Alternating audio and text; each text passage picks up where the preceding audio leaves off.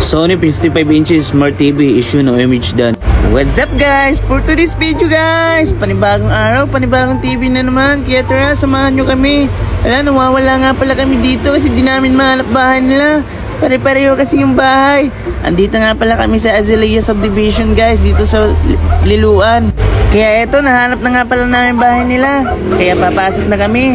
Tapos pagpasok namin, hala, may magandang aso doon.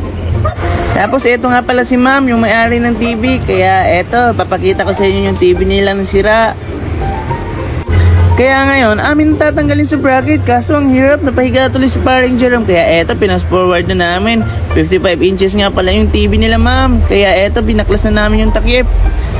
Pero wait lang ha, huwag ka agad tatanggalin yung takip kasi may mga nakasaksak pang wire, baka maputol. Kaya eto, tinabi ko na.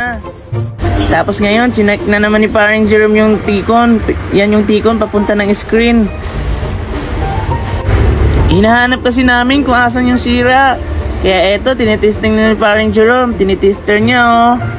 Kaya ngayon, ipapakita ko sa inyo na half screen lang. Hello ma'am, okay lang ba ganito lang yung TV ma'am? Yung kabila white, yung kabila black. Sabi ni ma'am, ay wag na. Kaya eto, sinurado na namin. Sabi namin, dispose na lang to.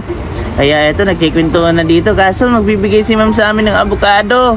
Ang dami naman binigay ni ma'am. Kaya sobrang thankful kami na meron na kami avocado. So healthy living na naman kami. Tapos eto, lumapit na ako kasi ang dami niya talagang binigay na avocado. Tapos gumawa na lang kami ng resibo.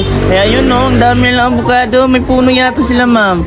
Kaya dito tuwang-tuwa sila ma'am. Pero mas parang tuwang-tuwa tong technician eh. Tapos dumating na pala yung anak nila ma'am. Siya nga pala yung sobrang excited na mapagawa yung TV nila para may manpat na aura na siya. Kaya kitang-kita mo naman yung tuwa sa kanyang mga mata at sa kanyang labi. Sobrang laki ng smile niya oh. Mas na-appreciate niya talaga na okay na yung TV nila. Kaya sabi ko bibili na namin yung TV, bigla siyang nalungkot.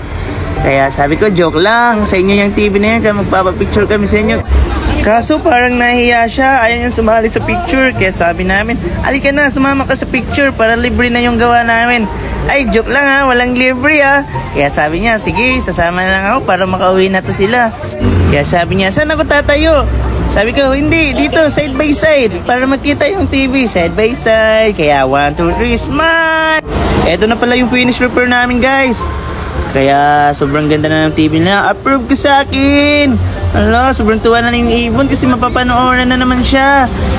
Kaya ngayon, tamang kwentuhan muna kami dito. Ay, sabi ko, ala, wait, baka maiwan namin yung avocado na binigay ni ma'am. Kaya, thank you ma'am.